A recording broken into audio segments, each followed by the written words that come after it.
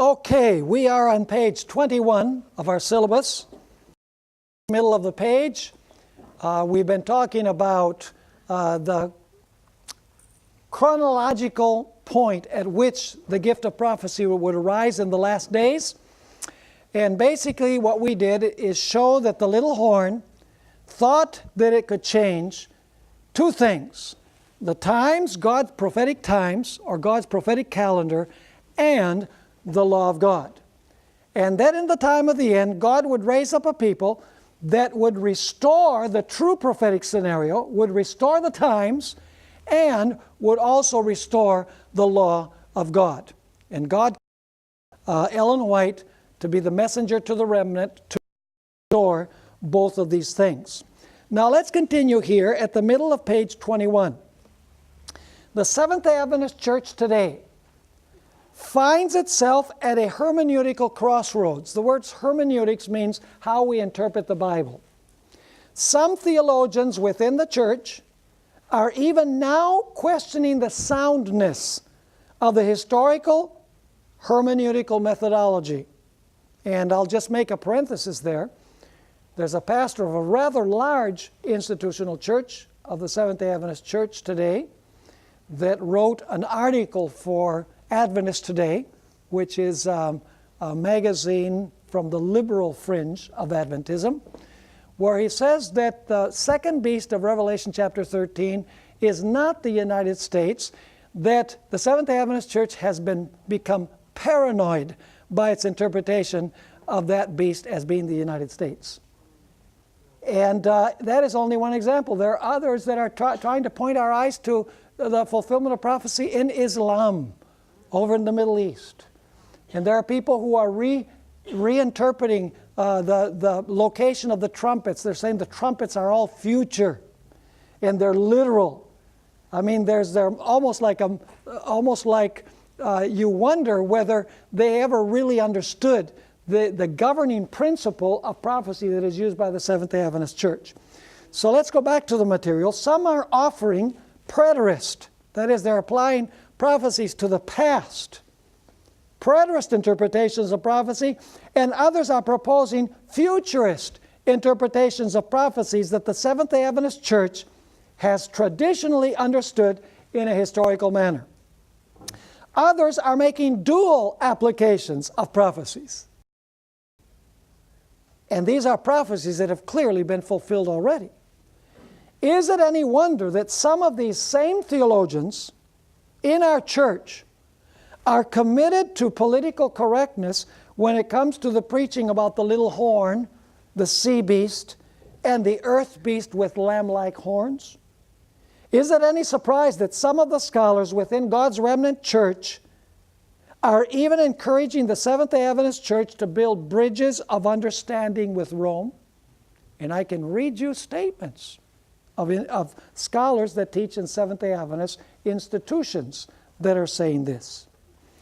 Now, let me ask you, if God raises up a prophet at the end of time to restore the law and to restore God's prophetic calendar, do you think the devil is going to stay with his arms crossed? Or is he going to try and counteract the correction? He's going to try and react. Now, that's our next section. The book of Revelation informs us that Satan is not going to stay with his arms crossed while God's remnant church restores the prophetic times and the law. Revelation 13, 11 to 18 describes a future period when Protestants in the United States will do two things: continuing what the papacy did during the 1260 years. This beast that will arise from the earth is going to do the same things that the little horn did during the 1260 years.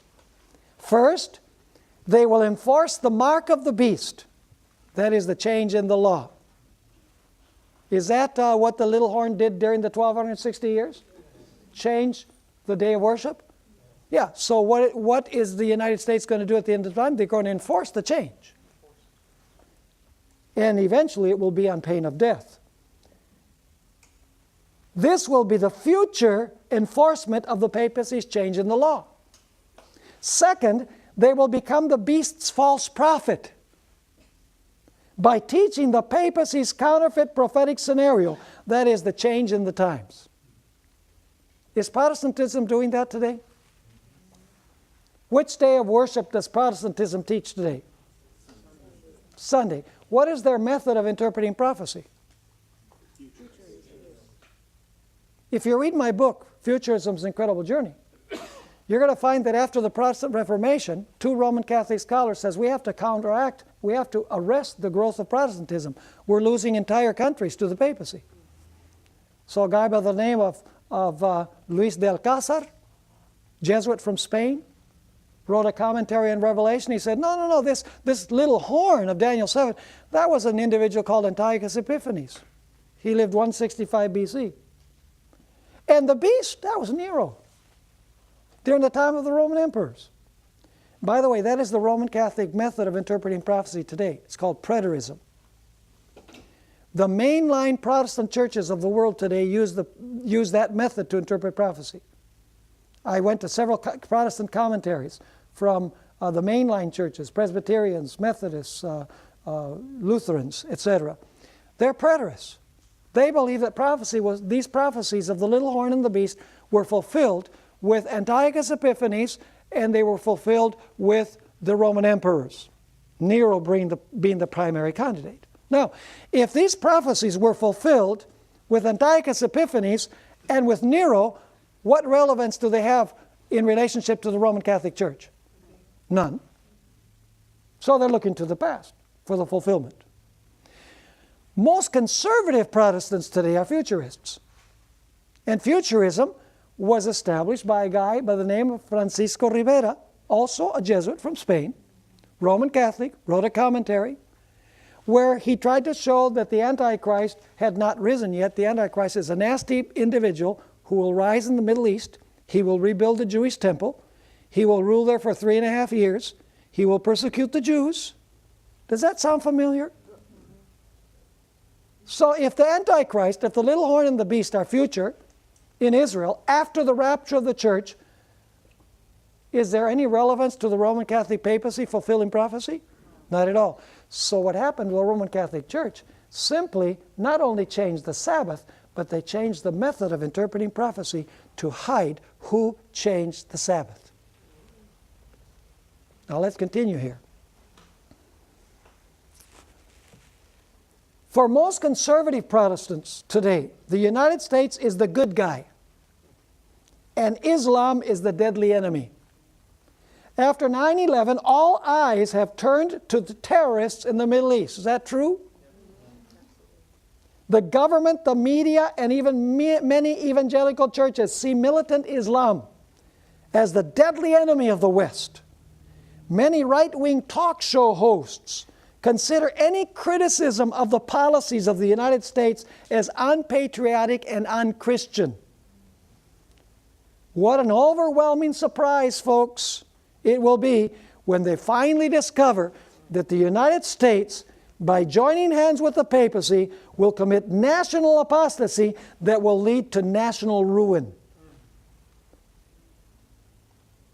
And Ellen White says that when the loud cry is proclaimed, and the church, the remnant church shows that Babylon is apostate religion fallen, she says people will, with their mouth open, and I'm paraphrasing, they'll say, "We have never heard anything like this before." And they will take their position on the side of the Lord.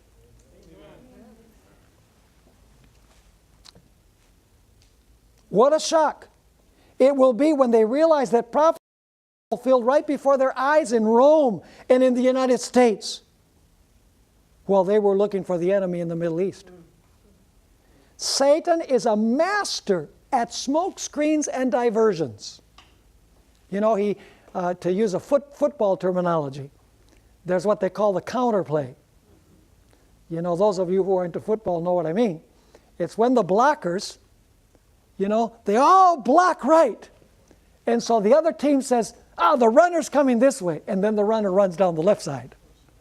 The devil is an expert in smoke screens, counterplays, and diversions.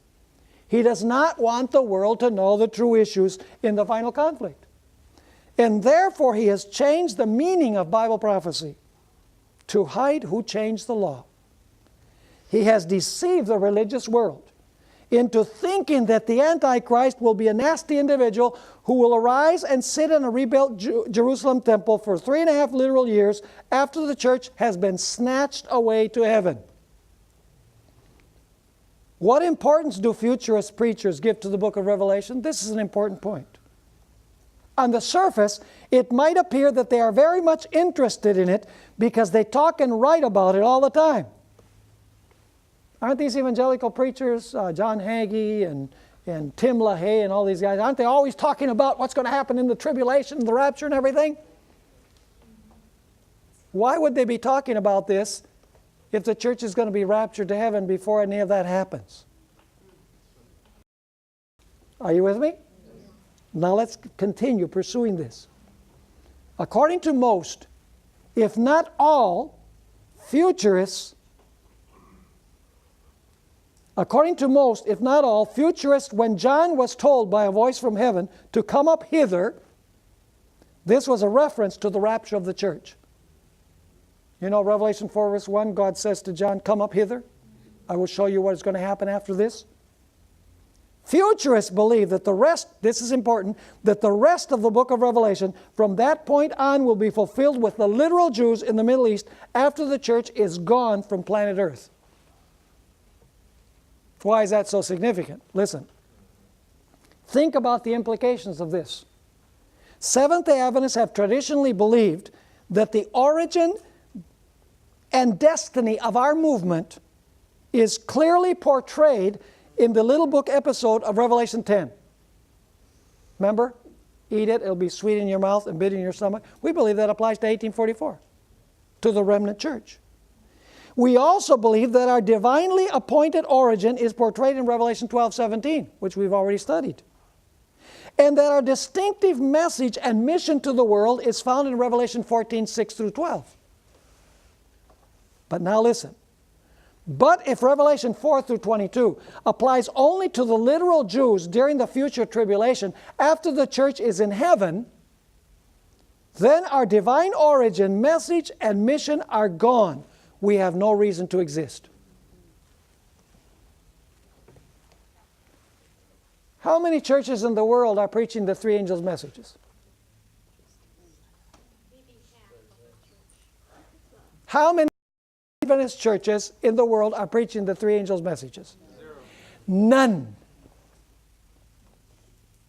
And one reason is, if Revelation 4 through chapter 20 applies to the future after the church is gone, Revelation 14 is irrelevant. It doesn't apply to us because it applies to those who are left behind. The devil is a sly individual, isn't he? He knows how to mute our message. It's by changing our method. Furthermore, continuing here. Furthermore, according to the futurist scenario, the enemies of God's people will not even come on the scene until after the rapture. So why worry them now? If we are going to be gone, why even bother to speak about the beast, his image, and his mark? If that's after the rapture of the church, why even bother with it? Why bother to call people out of Babylon if that takes place after the rapture of the church? Focusing on literal Israel in the future in the Middle East hides the true identity of the beast and the false prophet. Does it? People will be looking for these powers at the wrong time and in the wrong place. And so the papacy in the United States will be fulfilling prophecy right before people's eyes, and they will not be able to see it because they will be looking in the wrong place at the wrong time for the wrong Antichrist. The very message, mission, and identity of the Seventh-day Adventist Church depend on our method of interpreting Revelation. And I would say Daniel also. If the fulfillment of Revelation 10 is yet future, like some in our own church are suggesting, then it has nothing to do with the origin and mission of the Seventh-day Adventist Church. If the fulfillment of Revelation 12:17 is still in the future, then it has nothing to do with the origin and identification of the remnant church that arose shortly after 1844. I firmly believe that God called Ellen White to set the record straight when it comes to end-time events. Amen. The book of Controversy is a vital book for this day and age. It is the best commentary ever written on the book of Revelation.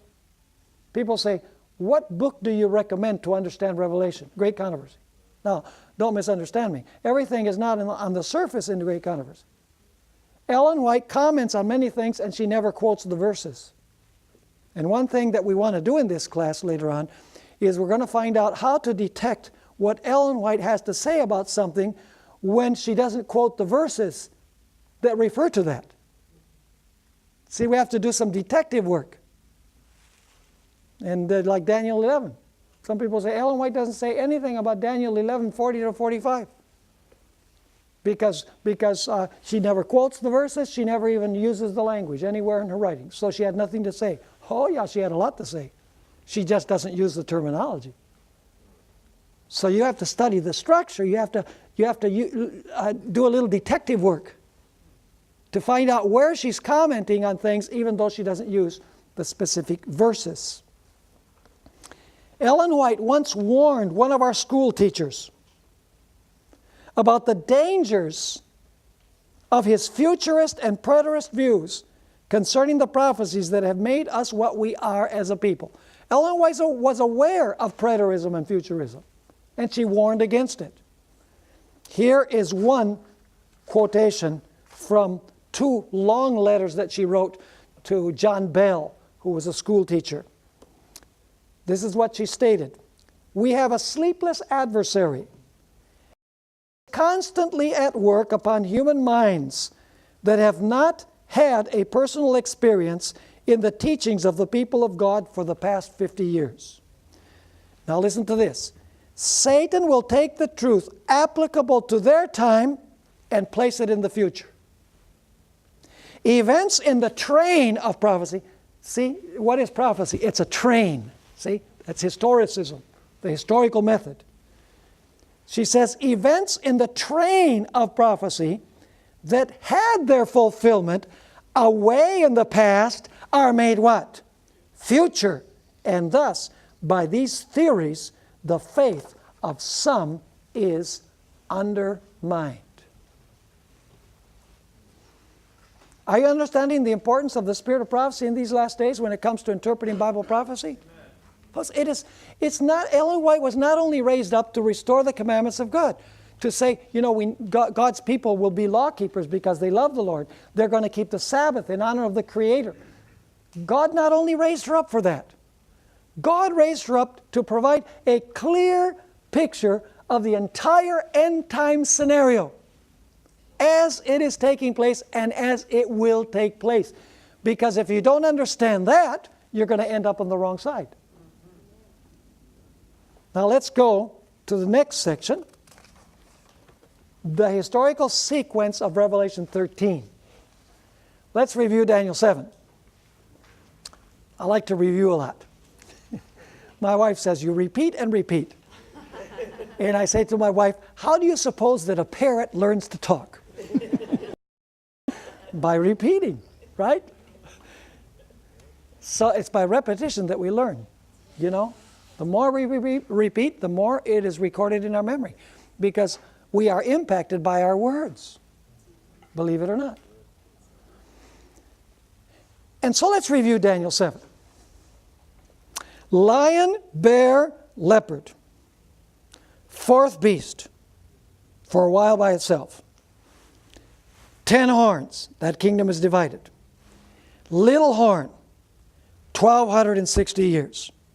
It must lose its dominion at the end of the 1,260 years, because if it didn't, then it ruled longer than 1,260. If it lost it before the 1,260, then it didn't rule 1,260. So it loses its power at the end, and then you don't have much after that. You know that this power is going to be ruling at the end because it will be destroyed by Christ. So we know it must recover its power at some point after the 1260 years, but it's not real clear there in Daniel 7. Revelation 12 begins in the Old Testament. The woman has the male child in her womb. Babylon, Medo-Persia, and Greece, Old Testament period. Then you have the dragon beast. That's the same as the fourth beast of Daniel 7. The dragon beast has how many horns? Has 10 horns. And then we find that the dragon beast with 10 horns persecutes whom? The woman. For how long? Time times the dividing of time, the 1260 years. But Revelation 12 takes us a step further, because it tells us that the earth helped the woman by providing refuge, and then it speaks about a final persecution that will come against God's people, against those who keep the commandments of God and have the testimony of Jesus Christ. So Revelation chapter 12 takes you beyond what Daniel 7 explicitly says, because it speaks about the earth helping the woman towards the end of the 1260 years, and then it speaks about a final persecution by the dragon against God's people. It's the same dragon that persecuted during the 1260 years. Right? So is the dragon, which persecuted the Satan through the papacy, is that going to have a resurrection and also persecute at the end? Absolutely. Now with that in mind, we go to Revelation 13. Revelation 13 also helps us understand the time when God will restore the gift of prophecy to the church. In fact, Revelation 13 follows the same basic historical sequence as Daniel 7 and Revelation 12. I want you to see the parallel. Revelation 13 is going to follow the same order as Revelation 12 and as Daniel 7. Notice the sequence of Revelation 13. Revelation 13 verse 2 mentions the first three beasts of Daniel 7. It says, "Now the beast, which I saw, was like a leopard. His feet were like the feet of a bear, and his mouth like the mouth of a lion." Is that the Old Testament period? Yes. Is it the same as Daniel 7? Is it the same as the period when the woman is crying out for the deliverer? At the same period. But now we have a fourth beast. Notice Revelation 12 verse 3. It says, "And another sign appeared in heaven. Behold, a great fiery red dragon, having 7 heads and what? And 10 horns, and 7 diadems on his head." So is there a fourth beast? Yes. What beast is this? It is Rome. So you have a dragon beast. Does it have 10 horns? Yes. According to what we studied, the 10 horns come out afterwards. Daniel 7 makes that clear, right? So you have to superimpose one prophecy on the other. You have to compare one with the other, just like you have to compare one gospel with another. You know, you look at the inscription above the cross. You know, one evangelist says, "The King of the Jews." Jesus, the King of the Jews. One of them has Jesus of Nazareth, the King of the Jews. So if you want to know what the complete inscription had, you have to go from one evangelist to the other. You do the same in prophecy. You have to go from Daniel 7 to Revelation 12 to Revelation 13. You have to complement all of these prophecies that follow the same sequence. Are you following me or not? Now, so you have this fourth beast, this dragon beast, after the first three. It has 10 horns, but then it's going to do something. Notice Revelation 13 verse 2.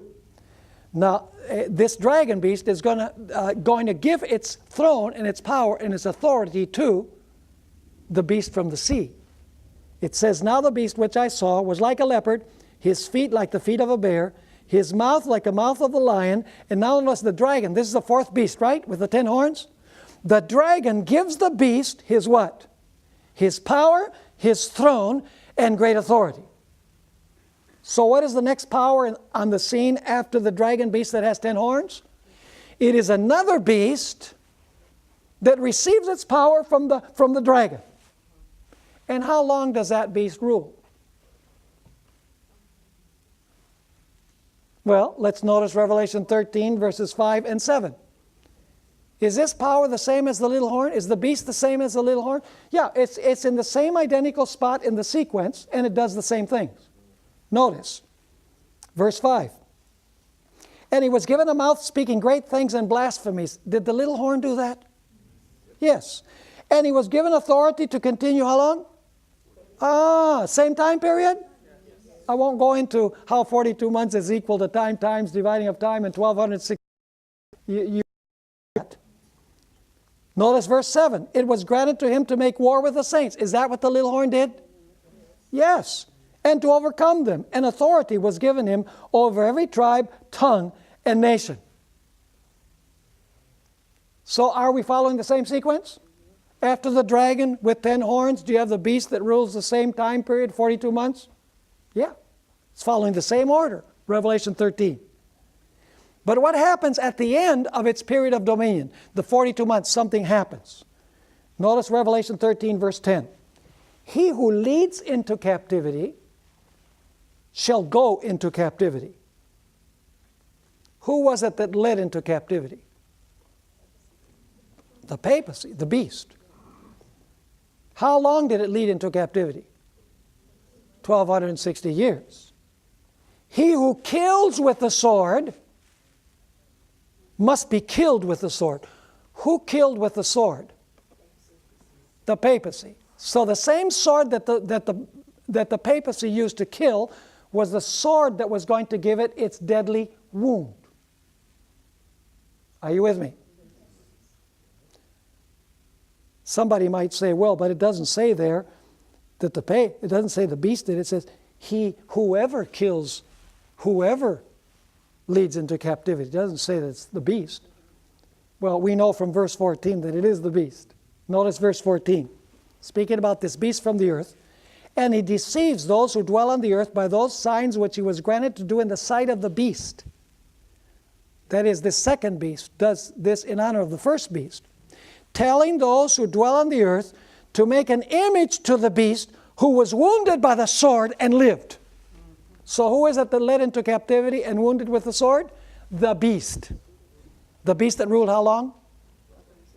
42 months. Now the question is, what is the sword that gave the wound to the beast? See, the beast used the sword to kill God's people. So the same sword that the beast used to kill God's people is the sword that is going to give the deadly wound to the beast. So the question is, what is the sword?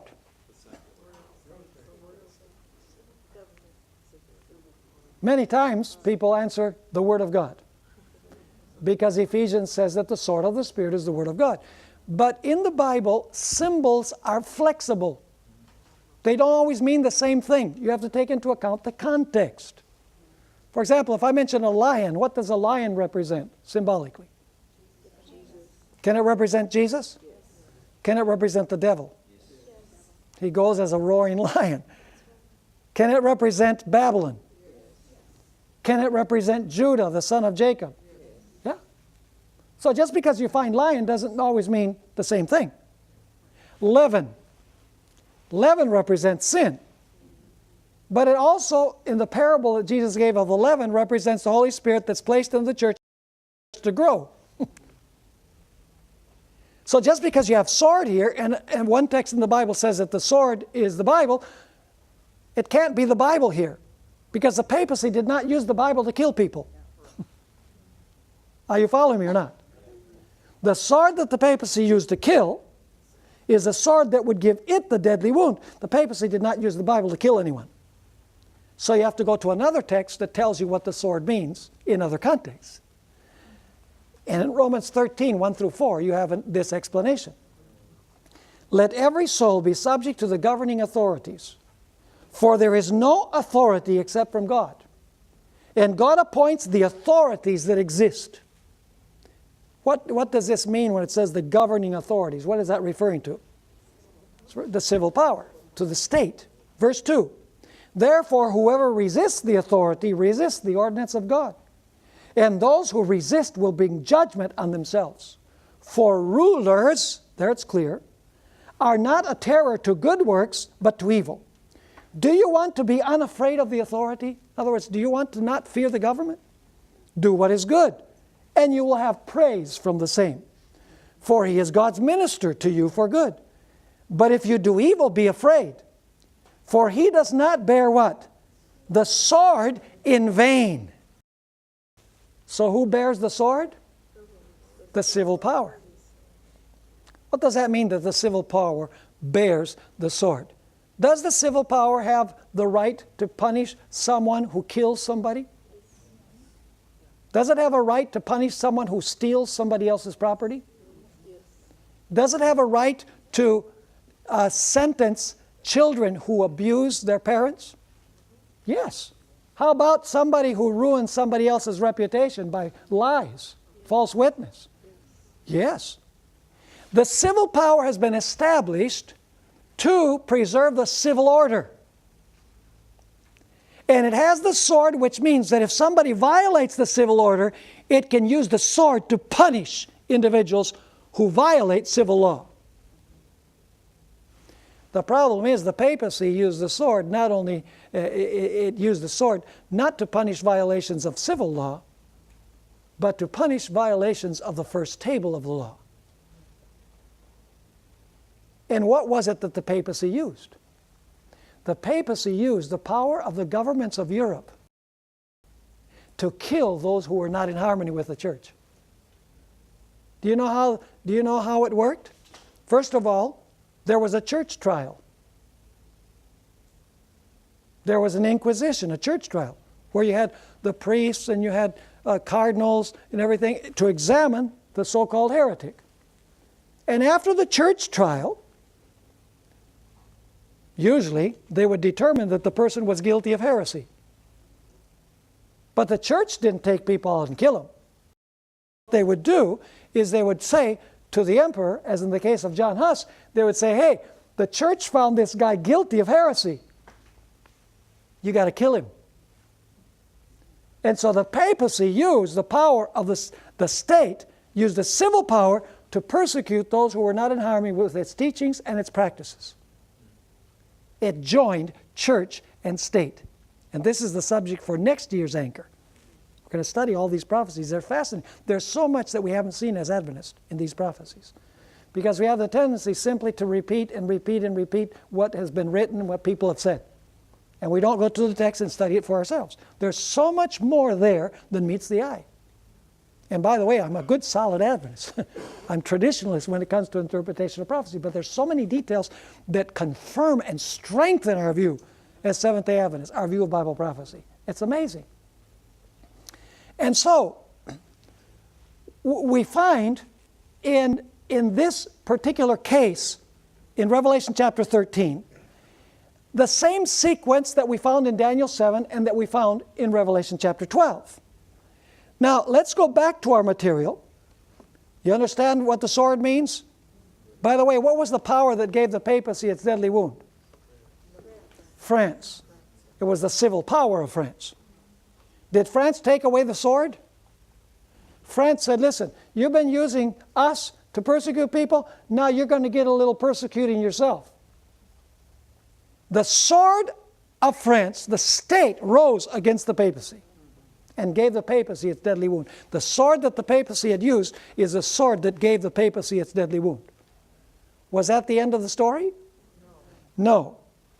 Revelation 13, verse 11. At the time that the papacy receives its deadly wound, another beast rises from the earth. What does the earth represent? We encountered the earth in Revelation 12, didn't we?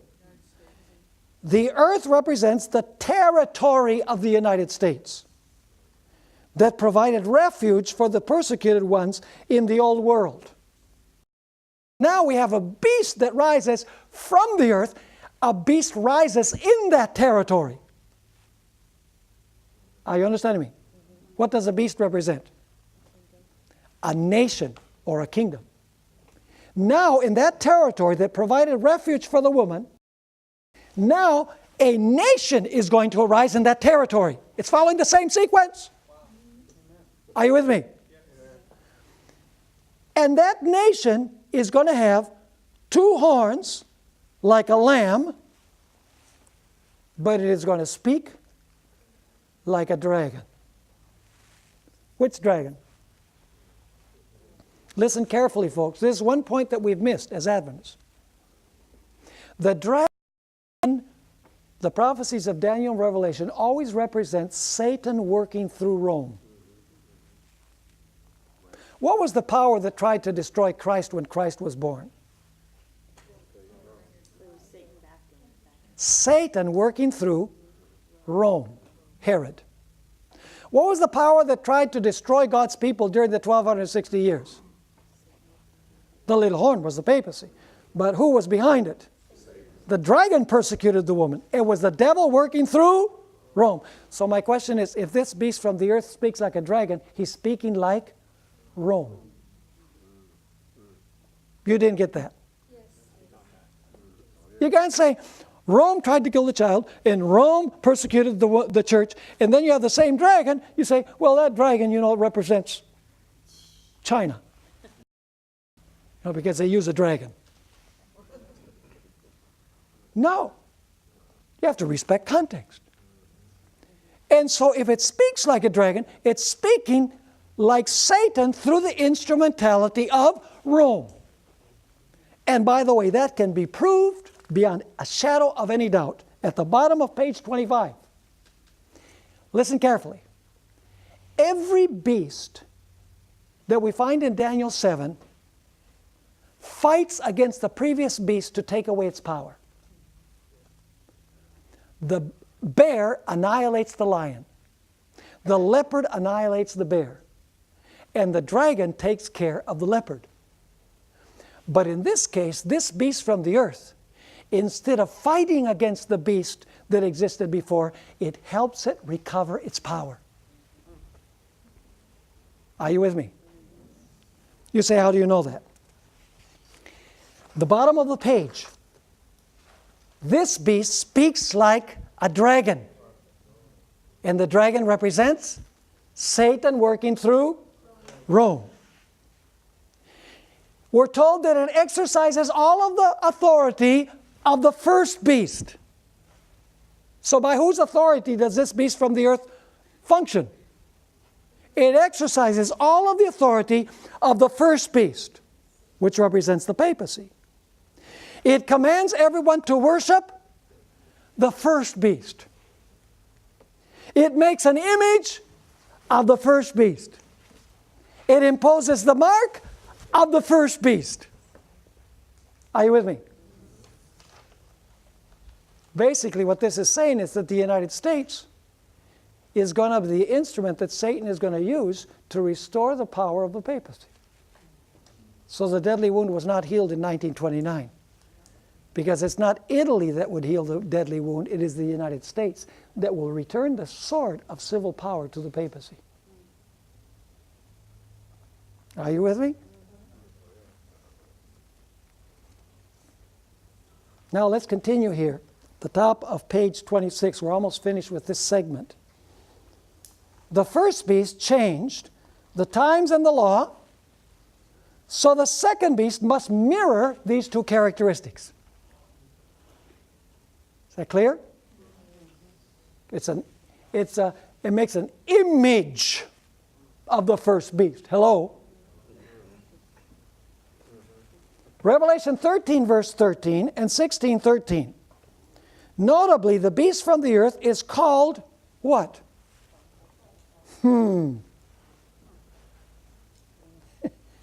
What is the beast from the earth called? The false prophet. Why would the devil raise a false prophet? In response to the true prophet. Are you seeing the connection with Revelation 12:17? God says, I'm going to restore the true gift of prophecy to God's people in the end time. This prophet will be instrumental in establishing a people that keep God's holy law and a people that have a true comprehension of Bible prophecy. Does the devil know that God was going to raise such a prophet?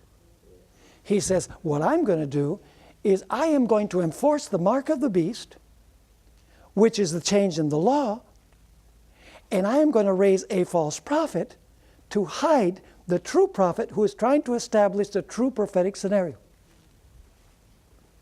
So let's go back here. The beast from the earth is called the false prophet. We are told that this false prophet will perform signs and wonders, even bringing fire down from heaven in the sight of men. It says there, he performs great signs, so that he even makes fire come down from heaven on the earth in the sight of men.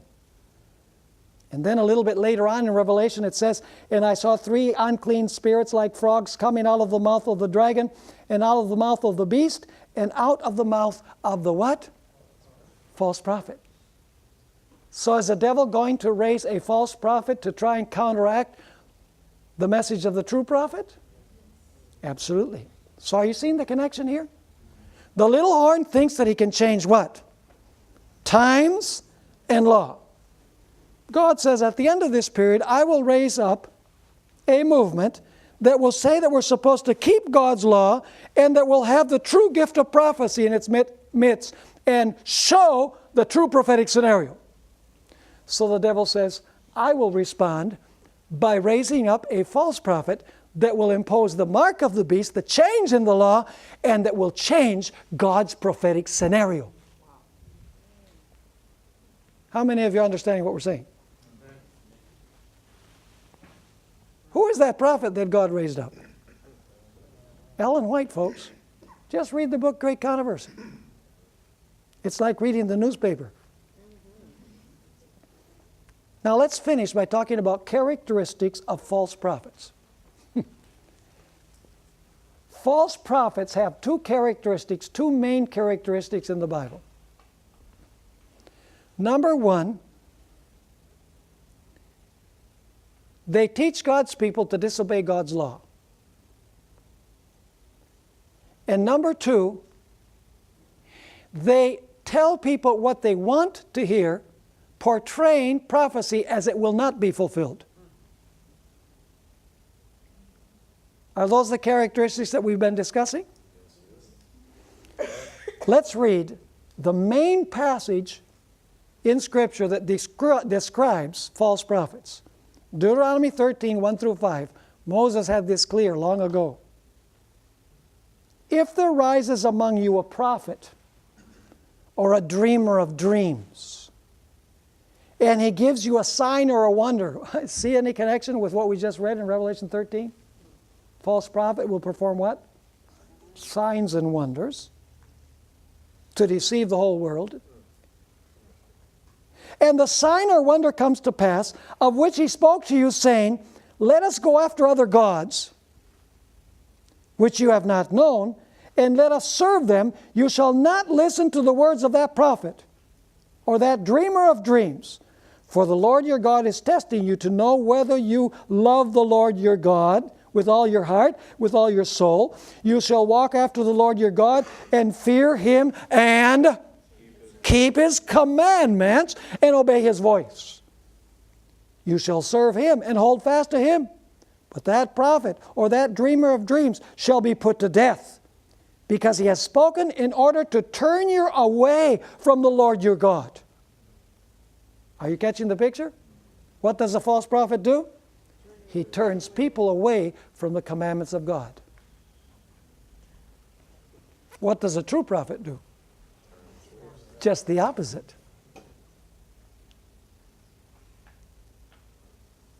Notice Jeremiah 26, verses 4 through 6. Jeremiah 26, verses 4 through 6. I want you to notice that law and the gift of prophecy are linked together. And you shall say to them, thus says the Lord, if you will listen to me to walk in my what? In my law, which I have said before you, to heed the words of my servants whom?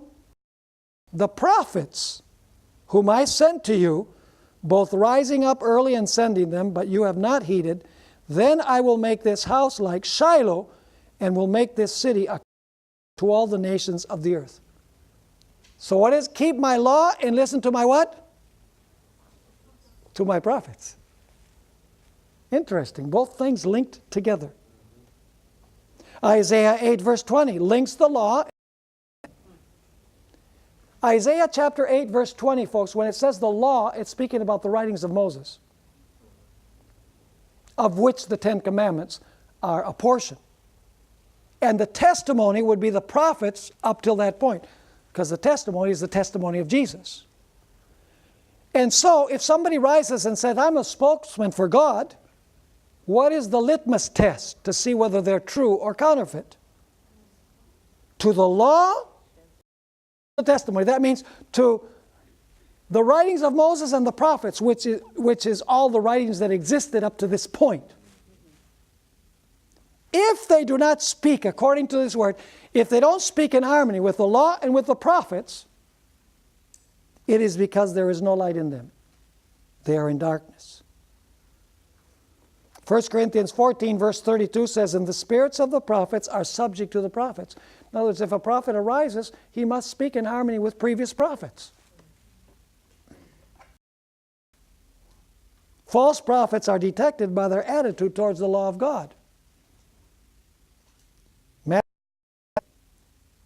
Verse 15 and verses 21 to 20, false prophets who come to you in sheep's clothing, but inwardly they are ravenous wolves. Not everyone who says to me, Lord, Lord, shall enter the kingdom of heaven, but he who does the will of my Father in heaven. Many will say to me in that day, Lord, Lord, have we not prophesied in your name? Cast out demons in your name? And done many wonders in your name? And then I will declare to them, I never knew you. Why doesn't he know these individuals who supposedly prophesied in his name? I never knew you. Depart from me, you who practice lawlessness. Incidentally, that word lawlessness is translated in 1 John 3:4, transgression of the law. That's one word. The word anomias in Greek. So this could be very well translated, depart from me, you transgressors of the law. Are you catching the picture? You read Jeremiah. We're told there in Jeremiah that the people loved certain prophets that came and said, peace, peace. All's well.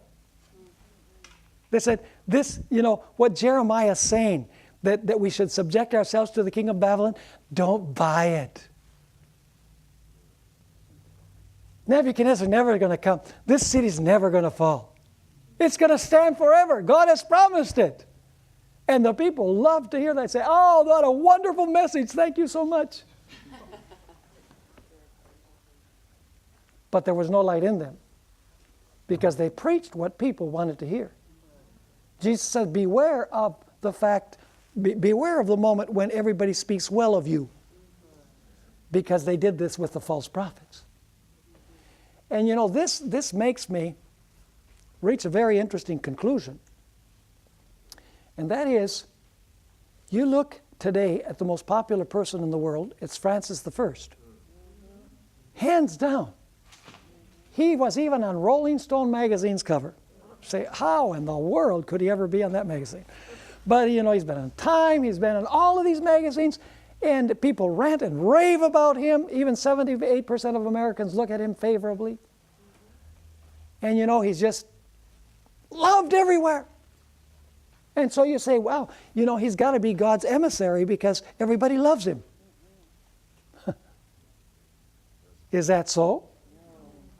Jesus said, so they love the false prophets. Incidentally, do you know why they love him so much? Because he says what the world wants to hear. Who am I to judge gay people? And he speaks about global warming, a favorite subject of the secular media. And he speaks about the need to feed the poor. And so people say, wow, and I'm not saying there's a bad message, but it's what the world wants to hear. But true prophets will tell the truth, and they will be hated. There is no prophet that I know of in Scripture that was loved by the people they were sent to. In fact, you might have heard this story,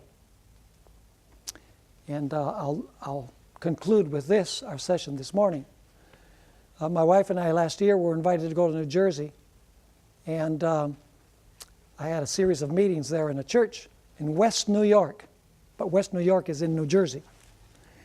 And one afternoon, the lady who invited us to go there invited us to her house to have a meal. So that afternoon we went. It was before the meeting. And we noticed that not only we were there, but there was also a young man whom we had not, we hadn't officially met, although he had been at all the previous meetings. And so he shared his testimony with us there at the table. He said, I was standing on a street corner one Sabbath morning, and I saw this lady walking down the street, very nicely dressed, in her hand. And he says, I thought to myself, where in the world can this lady be going on a Saturday morning dressed up so well with the Bible? Because it was like 8:30, near Sabbath school time. And so he went to her and he said, ma'am, where are you going? So nicely dressed with the Bible. She says, I'm going to church. He said, you can't be going to church. Today's Saturday. You got the day wrong. People go to church on Sunday. So she said, no, not us. We go to the church on Saturday. He says, really? There's a church that keeps Saturday? She said, of course. The Seventh-day Adventist Church. That's my church. He said, well, can I go with you? She said, sure. Come right along with me. So together they went to the church. When he got to the entrance, he says to the elder who was greeting people there, he said, is this the church that keeps the seventh-day Sabbath? And the elder said, yes, it is. He said, well, then this is my church. So I went into the church, sat down, enjoyed Sabbath school. During the worship service, the pastor read a quotation, and he said, let's see what Ellen White has to say in the Spirit of Prophecy. So this young man, never had heard the name, he says, Ellen White. I wonder who she was. I think when I go home, I'm going to Google the name, and I'm going to see who that Ellen White was. Well, when you go to the websites, 90% of them are just inimical to Ellen White. I mean, they're just terrible in their comments about Ellen White. By the way, everything they say has been answered by the White Estate. You can go to the White Estate website, and they have an answer for everything that they criticize. You'll find some of those things in the book, 101 Questions, and some of the material in the syllabus. So anyway, he went home, Googled the name Ellen G. White, and all of these terrible websites come out. Lambasting, she was a plagiarist, she was a liar, her predictions were not fulfilled, she was involved in Freemasonry, all of these things. And so the young man said, I thought to myself, is this really the church that I want to belong to? They said, I think I'll go next Saturday. So he decided that we'd go to church the next Saturday. So he goes to church after having looked at all of these negative websites about Ellen White. And the elder was there, and he met him. He said, come on in. Glad you're here. And the young man sat down, and I'm telling you the story as he told it afterwards. He said, after I looked at all of these websites, I said, man, is this the kind of church that I really would like to belong to? I don't think so. He said, but then I started thinking, I can't think of one single prophet in the Bible that the people liked. In fact, most of them were hated. So if Ellen White is hated so much, she must have been on the right track. And so he says to the elder, I've been doing some research on Ellen G. White. I'd like to know if you have anything that you could read. And the elder said, oh, of course I have. I have a book, The Great Controversy. And he says, well, can I have a copy? He says, yes, you can have it. So the elder gave him a copy of Great Controversy. Went home, read the book in a week. The whole book. You're talking 800 pages in Great Controversy. He read the whole thing. And the next Sabbath he came to church. And the elder was there. And he said, sir, there is no doubt whatsoever in my mind, now that I've read this book, that this woman was inspired by the Holy Spirit. He says, because I've studied history, I can see what's happening in the world, and what she wrote so long ago is so precise with what has happened and what is happening now. To make a long story short, this individual who decided to research things for himself instead of going by the negative websites was baptized, and he became a member of the Seventh-day Adventist Church very recently, just last year. And as he told the story, he says, now I'm witnessing to my family, I'm witnessing to my fellow workers, I'm witnessing to anyone that I can find, and I'm distributing copies of the book, The Great Controversy. Folks, if we don't cry out, the stones will. God will find a way of sharing the message. If it's not us, God has 1,000 ways of which we know none. The main thing is that we must study for ourselves. We must research these things for ourselves. Let's not take what other people say. People white, even in her day, because she said things that they didn't want to hear. She was politically incorrect. She rebuked sin. She openly was critical of decisions, wrong decisions that were made even by the highest leaders in the church. And therefore she was disliked because nobody likes to be rebuked. And yet rebuke can be one of the greatest blessings for our own personal experience. And so, as we've examined this particular subject, we know that God called Ellen White at the right time, in the right place, and with the right message. Amen. It is clearly delineated in the chronology of the prophecies of Daniel 7, the prophecy of Revelation 12, and the prophecy of Revelation chapter 13. And I might mention also that it's contemplated in other prophecies which we did not cover, like Joel chapter 2. You know, and Revelation chapter 6, where it speaks about the great earthquake. And then it speaks about the signs in the sun, the moon, the falling of the stars. And the prophetic gift is presented within the context of those signs, shortly after those signs appear. So there are many ways in which this can be approached. And any way that you approach it, you will find, if you have a sincere heart and an open mind, that God has raised up this special gift for this time and this place. And woe to us if we don't take advantage of this wonderful gift.